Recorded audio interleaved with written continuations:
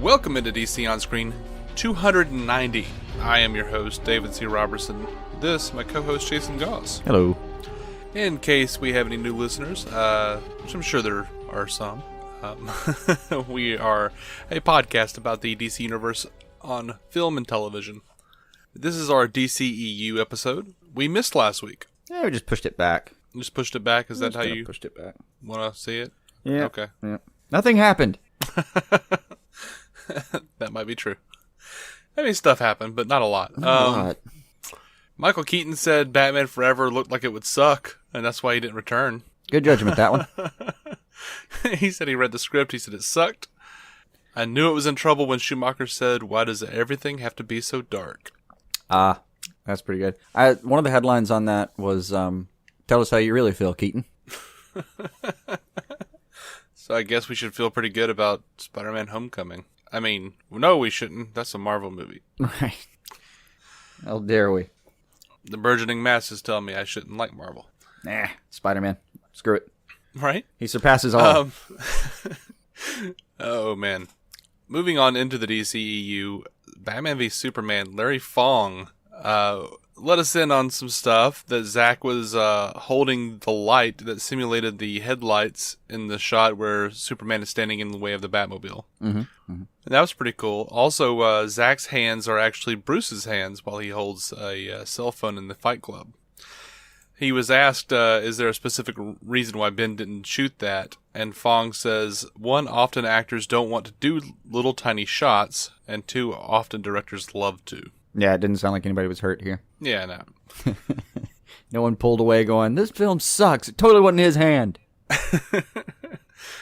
You know, I have a little bit of experience with that as well. I stood in for your hands in a video we did. You did? On YouTube. It was a lot of fun. It's called IU. You can find it under David C. Robertson on YouTube.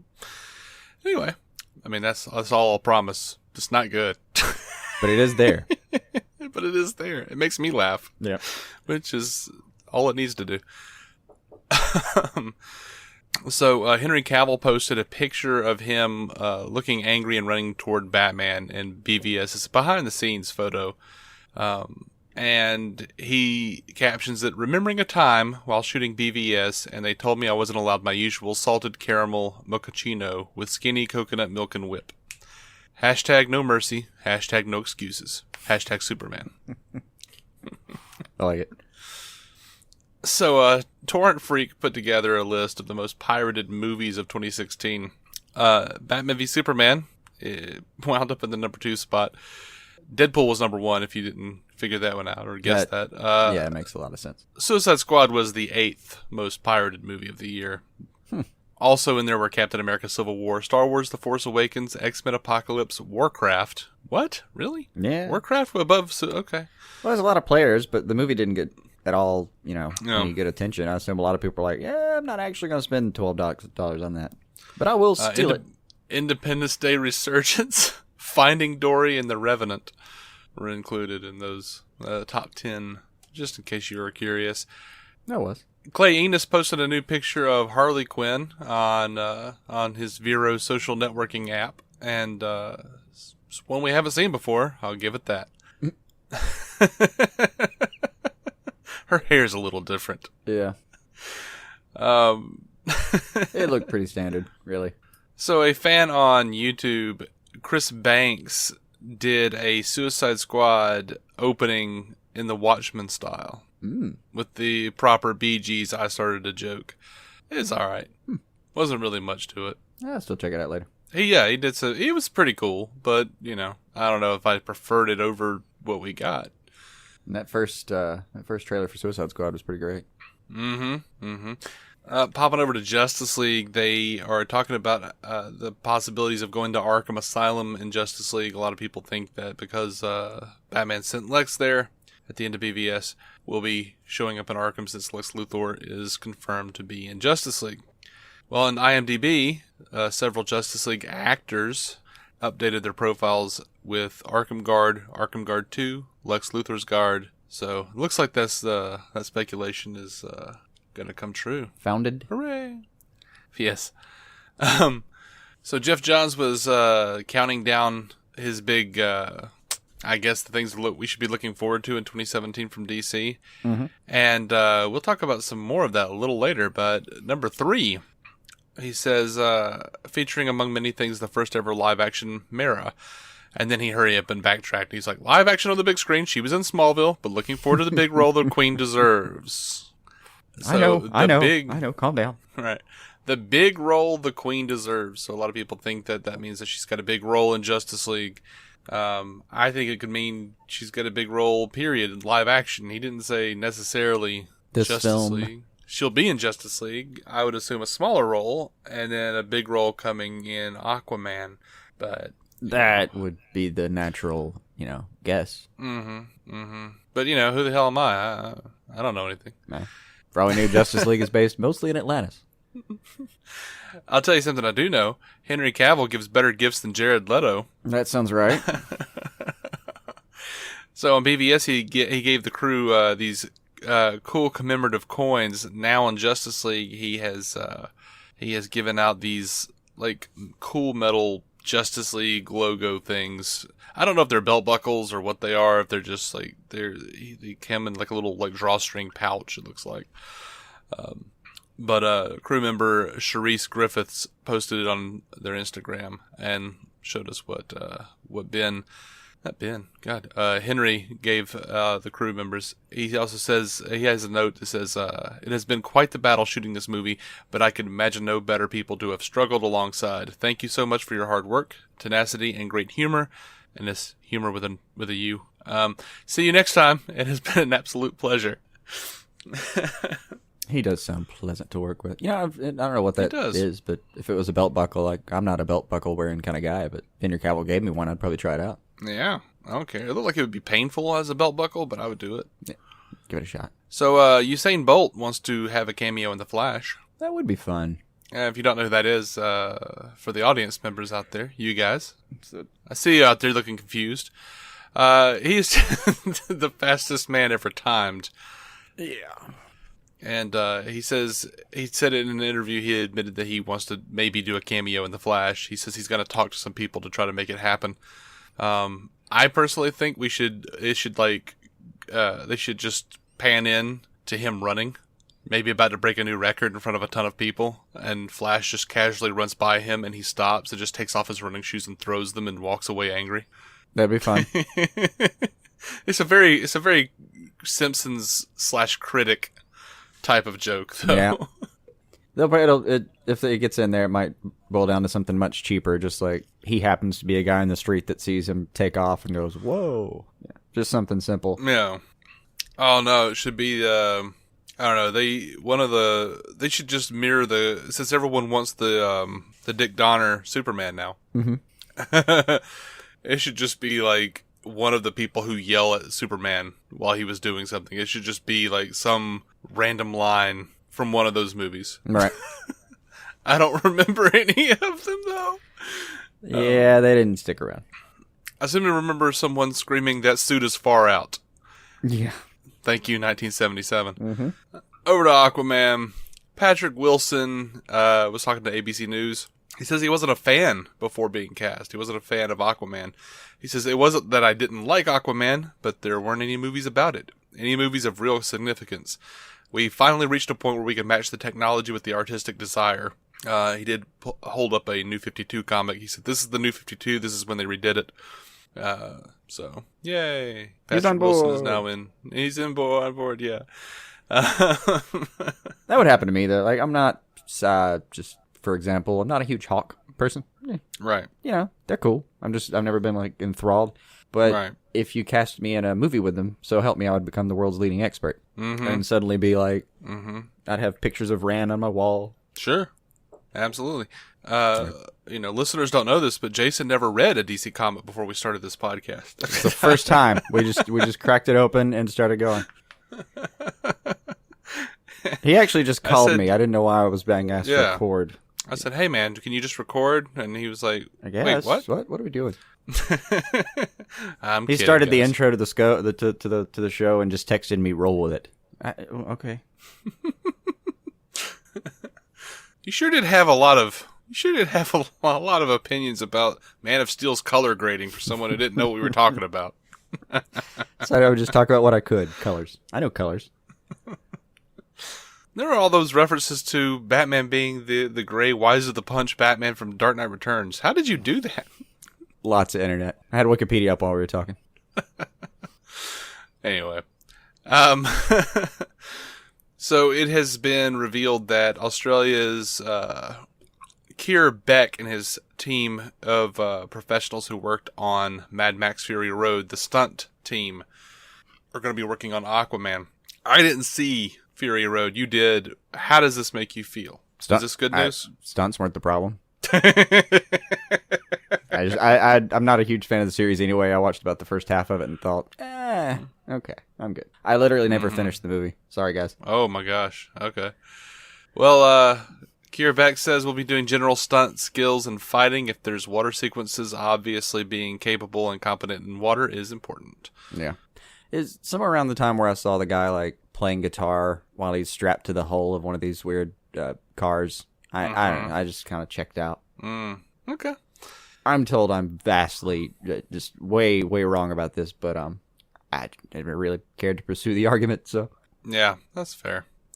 So, Martin Palmer of The Guardian had a little interview with Ben Affleck, who's promoting his new film. And I haven't actually looked into it enough to find out. Is it Live by Night or Live by Night? I don't know. I saw that somewhere too and thought I should check that out, but I haven't heard anyone actually say it. Yeah, I would think Live by Night, but surely there's like not. a show up, like a Jimmy Fallon interview somewhere where we can. I am absolutely certain that's true, but but I'm not gonna do it. That's fine. That's fine. That shit ain't DC. Can't be bothered. So, yeah. They were talking about the Batman and him directing Batman, and he says that's the idea, but it's not a set thing, and there's no script. If it doesn't come together in a way I think is really great, I'm not going to do it. Yeah. Every week, he says he flip flops on this. I've seen people say, "Oh no, this means that bad things." No, it probably means good things. Yeah, I think last time we flip-flopped, I mentioned, like, I like that he's, hanging in there for doing the movie right or not doing it at all. That's cool. Mm-hmm. I just kind of wish people would stop asking him about it now. So we let him waffle in private, and then let us know afterwards. He does, too. I think he does, too. I think that's the point. Yeah. I think he's trying to promote another thing, and a thing that he cares about, that he worked on, that he directed, and people keep bringing up Batman. He's like, yeah, okay. Some part of him's thinking, right. like, y'all didn't even like the previous movie. Why do you give a shit about it if I do a follow-up to it? Right. And it's not like, they interviewed him in his production company offices. And apparently, right in the room with them, or in the lobby or whatever it was, like, the spacesuit from The Martian that that Matt Damon wore, and then right next to it is the Batman suit. Mm-hmm. And he's like, what's the point in doing these movies if you can't keep some of the props? Damn straight. I just think people need to get off his ass about it. Like, let him do the Batman when he does the Batman. I mean, you're going to get the Justice League. You're going to get Wonder Woman. You got Aquaman. Like, they're starting to really roll Sirens out they're rolling out the Wonder Woman trailer and more, all the promos and... Yeah, it is about time for another Wonder Woman trailer. Yeah, I saw a poster in Mexico at a bus stop, and not personally, but it was on the internet. I saw it. Yeah. They put out a Russian international trailer. I couldn't understand it, but the footage seemed all the same. Yeah. Slightly mixed up. So I thought, maybe not do a full review of that trailer. Mm-hmm. But, I don't know, there's kind of plenty of the DCEU to talk about. But it's just kind of, points out how much, like, there's obviously going to be a Batman solo movie. He might not direct it. He probably will. It's probably going to shoot this spring, like he said. Probably. But since that's the one thing everybody wants to talk about, he just didn't want to talk about it. They're going to make one. At this point. He just wants, to do the movie he's doing right now and move on. Mm-hmm. I kind of hope they'd stop asking him so they don't run him off. Mm-hmm. I feel like at some point someone's going to ask him one too many times. He's going to, you know what? Fuck it. I'm not doing that movie. I've decided. You've helped me decide that. Thank you. Well, I mean, he should know. He should have known better. I mean, you play something like Batman, they're still asking Michael Keaton about that shit. They're still asking Adam West. Adam West made a career on just doing Batman crap. I don't think at any point that had did nothing he to do with not anything. delight in being asked about Batman, though. He West? Yeah. I've never... Oh, no, I think there was a good period of time where he was bitter as hell about that. Really? I've never seen that part. All I've ever seen is him Absolutely. just kind of chuckle and go, yeah, back in the day. Yeah. He's like, he did what Shatner did. He leaned into it. But there was like a good period where he couldn't get work, where I'm sure he hated it. Yeah, that's true. And for proof of that, I submit to you, Beware the Gray Ghost. He played that shit way too well. Yeah. That's good. That's a good point. Anyway. That is our news episode. We do have a giveaway. Now, listeners who give us 5-star written reviews on iTunes or Stitcher are entered into a giveaway. Out of every 10 reviews, we choose one listener who gets a free DC trade paperback, Blu-ray, or DVD of their choice, valued at $15 or less. Ending out giveaway 3, we have Indy36, who says, funny and informative DC podcast. These guys give some honest commentary on everything going on in the DCEU and DC on TV. They are really funny, too, with their honest commentary. Their individual podcasts on the TV episodes are great to help me catch things I might have missed during a first watch. I look forward to listening each week. Keep up the great work, guys. Thank you, man. Thanks. That's code for, these guys are jerks. They're honest. But they're our jerks. They're jerks. Yeah. We will never be invited to Hollywood parties, Dave. No. Or they might do that thing where they invite us and then like turn us away at the door and laugh. They print our name on lists just so they could draw a dick beside it. Right. The bouncer knows, like, oh, don't let this guy in. He's gonna walk up to Guggenheim. So what was with that Laurel alcoholism storyline? Right.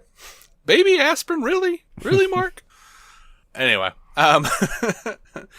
So yeah, that means we are having a drawing this week. That was the 10th review in giveaway 3.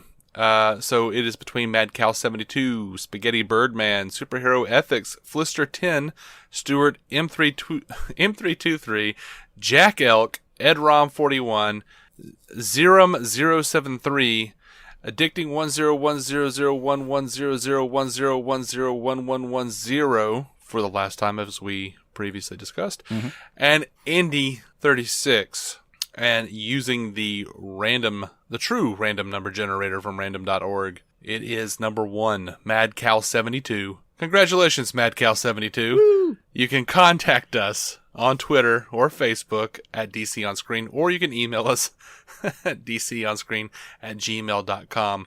We do need your address and an Amazon link to the trade paperback, Blu-ray, or DVD you have chosen.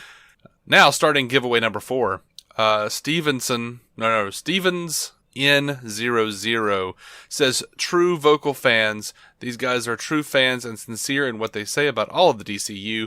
These guys help make my work day go by smoothly, and look forward to what news I hear and hope they elaborate further. He hopes that we elaborate further. We don't always. Keep up the great work and keep some DC on your screen. Thank you, Stevens. Thank you, man. I've said it before, and I don't know if it was on the show, but I think I've said it. I know I've said it to you. We have the best fans. Yep. I think. So, I mean, sending us cool stuff, cool messages and conversations here on Twitter. Just general undeserved kindliness. Undeserved kindliness. That's a good way to put it. Anyway, we are going to be coming right back with the DC TV news episode. We're DC On Screen. You can find us, DCOnScreen.com, every episode. We're on Stitcher and Facebook and iTunes and all the places. Also, GiantSizeTeamUp.com. We're part of the Giant Size Team Up network. They have a lot of cool shows, a lot of cool geek shows like Booze and Phasers and the Marvel Cinematic Universe podcast and Blazing Defender Report. Lots of B. Lots of B titles. You do have a running theme, I'm realizing. Yeah, we're not part of somehow. But By the way, network head Charles McFall, I liked a lot on Facebook, said that he blindly and religiously follows whatever we say because DC on Screen is his weekly church. What the hell, Charles? I don't know what it meant, but it made me laugh. It made me laugh, though. That's the kind of thing you get when you follow us on Facebook. Yeah. Extensive conversations, usually with Jason, I think. I think that entire conversation was you. Yeah, me and Chris, and a few other Chris people. Wisdom over at the Breaking the Panel have been discussing some things. By the time I saw, like, they're just, like, having a huge conversation about the DCEU, and by the time I catch it, I'm like, nope, that's too intricate for me to get into now. I'm done. I'm not reading all that. Oh, I read all of it. Oh, I read okay. every word. I just had nothing to contribute. I was like, all right, well, I'm going to sit here and laugh at what Charles said about us being his church, and I'm going to move on. There's a few paragraphs here. I think they've covered this small point. We're in there, like, writing essays.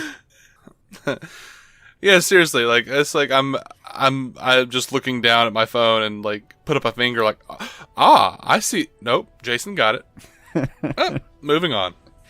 You can tell. Thank you, Charles. When I get to come out of home from work on time or not. That might be fair. All right, guys. So we're gonna be coming back with another DC on Screen episode, DC TV news episode, and until next time, we love you and keep some DC on your screen.